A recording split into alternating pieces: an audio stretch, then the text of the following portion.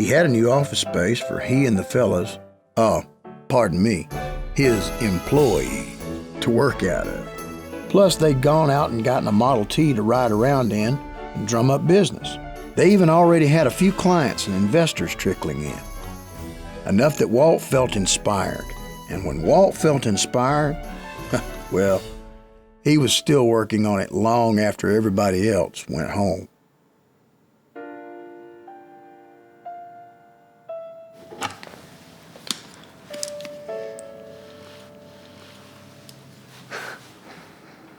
Why, hello there.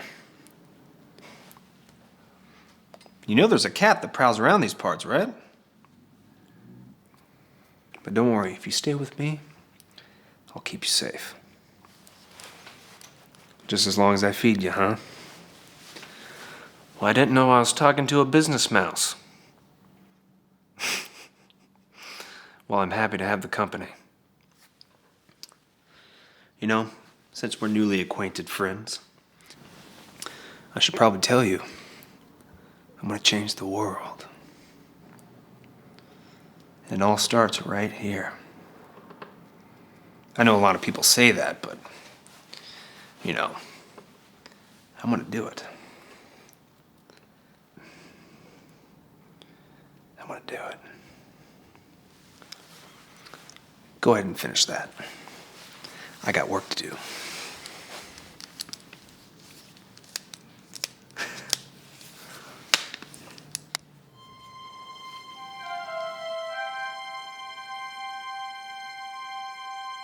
Alice's Wonderland was one of the first films to have live-action characters appear inside a cartoon and interact with animated characters. All right, Virginia, come over here and sit down.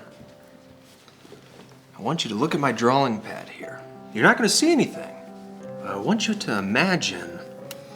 You have an imagination, right? Yes, sir. You sure? Yes. It's not broken or anything, is it? No, sir, I was imagining last night for today, and I was supposed to be sleeping, but my mother got mad. Oh, well, I hope we meet your expectations.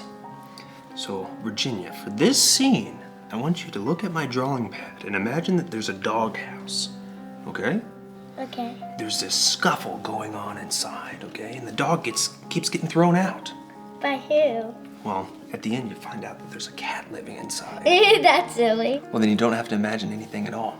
Just remember what I told you and about how silly it is.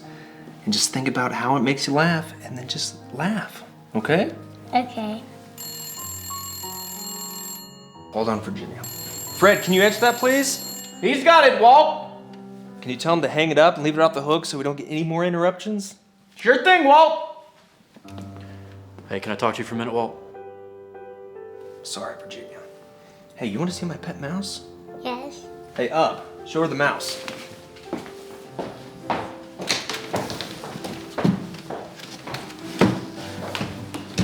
Where'd it go? I think it's over here. Oh, I see him. There he goes. There's a mouse. All right, what is it, Fred? That was the bank, Walt. They said we bounced our last 20 checks, including payroll. They're adding interest and fees. I mean, it's pretty bad. Do you know anybody that could help us out? I mean, one of your investor friends, maybe? No. I don't have any more investors. We're all dried up, Fred. I tell you what, let's continue working on Alice's Wonderland with Virginia. You know, we've already invested so much in this, all right? And I'll drum up some more business, all right? I promise I will. Sure, Walt. It's just, well, me and the guys, we got to eat and all, and with our checks bouncing, yeah, I feel awful about that, Fred. To you and the guys, you know, just let's take a break and order some lunch from the diner downstairs, all right? But, Walt. No buts, all right? I insist. But what do you want me to pay him with? Yeah. Cartoons? Yeah. No, this is your money, No. Walt. If there's any left over, you split it between you and the guys, all right? What are you gonna do? Don't worry about me, all right? Now go on. I gotta get back to Virginia. Now, if there's anything that Walt Disney believed in, it was his talent. Whether that talent was art or being the best salesman the world had ever known. He must have hit up every client he'd ever worked with in his entire career. plus all the ones he'd never worked with. He was going to find a way to save Laugh-O-Gram Studios and his friends, even if it drove him into the ground. See, all of his employees, the fellas, they believed in Walt and his talent and vision too. So he just couldn't give up, not ever. And good thing too, because someone somewhere heard about it and sent Mr. McCrum Walt's way. So I get these financial grants, about $500 each, to do educational films, and, well, we'd like Laugh-O-Gram to do one. I'm interested. Good. It's called Tommy Tucker's Tooth. It's for the Diener Dental Institute of Kansas City. Okay, what's the premise? What do you want to teach these kids? Like how to brush their teeth? In a manner of speaking, yes. Well, let's assume you have an open position and you've got two equally qualified prospective employees. Now, one has bad teeth, one has good teeth. Which do you choose? Guess it depends on the personalities, I suppose. Sure. But, well, let's assume that they are identical in every way except for their teeth. Now, one has pristine pearly whites and the other one has decayed and rotting ones. I see your point. See, Tommy Tucker takes care of his teeth and Jimmy Jones doesn't. We hope to teach the children the importance of dental hygiene. Okay, I'm in. Good. Well, we'll continue our discussion at the Institute. Can we talk here?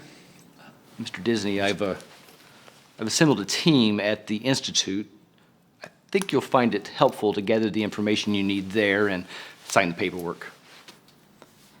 Boy, this is embarrassing.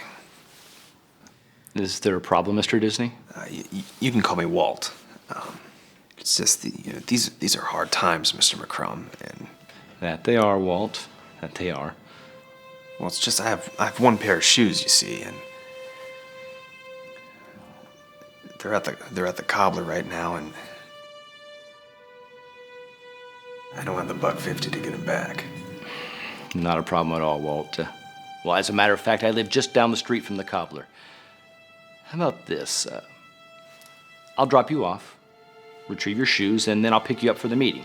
Gosh, Mr. McCrum, I'll pay you back, I promise. I mean, you can take it out of my salary for the project. Not a problem at all, Walt.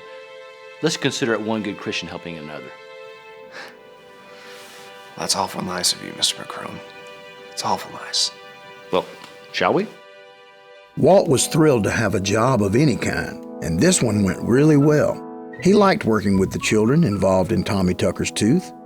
Sure, the pay wasn't great, but it seemed like a great payoff anyway, on account of it was educational, and it would help children to take care of their teeth. Walt felt like he had done something good, but nobody had been paid in a long while now. So Walt doled out the cash to everyone but himself again, figuring what goes around comes around. Hoping that something good would come back to him, he had faith that God would provide, but he kind of wanted to eat too. Times were tough at Laugh-O-Gram. Clients were scarce, bills were mounting, but Walt tried pressing on. He'd been borrowing money here and there, trying other ways to make a buck, even advertising to take baby pictures and even pet pictures. The guys always kept each other in good spirits, kept each other laughing and smiling, but laughs and smiles don't pay the bills. Soon the collectors, well, they came knocking, and a knocking, and a knocking. Yes, I was here yesterday, and the day before that, and the day before that, etc., etc., etc. Oh yeah, I remember you. Didn't you eat the last jelly donut? No, I most certainly did not. I'm looking for a Mr. Dinsey. Dinsey. No Dinsey around these parts. Next door, maybe. Did you try Kansas City, Kansas? I know very well Mr. Dinsey signed papers to incorporate this Laugh-O-Gram Studios. He hasn't paid his creditors, and he needs to take care of that right away. Right away, I tell you. So tell me, what would happen to this poor old Mr. Dinsey if he didn't take care of such matters? Well, it would be very bad. Very bad indeed. Yeah, well, if it means a visit by you every day, I would have to agree. This is no laughing matter, sir. But you admit he signed paperwork for Laugh-O-Gram Studios. Oh, now you're just trying to ruffle my feathers, aren't you? Listen, Mr. That's none of your business, sir. Right, well, I bet Mr. Dinsey, just like the rest of us post-war workers, is probably a little bit down on his luck right now. So chin up, and I'm sure he'll pay his bills in no time. No time at all. And might I get your name, sir? Well, it's sure not Mr. Dinsey. And I surely hope that we don't ever meet again. You'll see me tomorrow. What a perfect way to spend my day.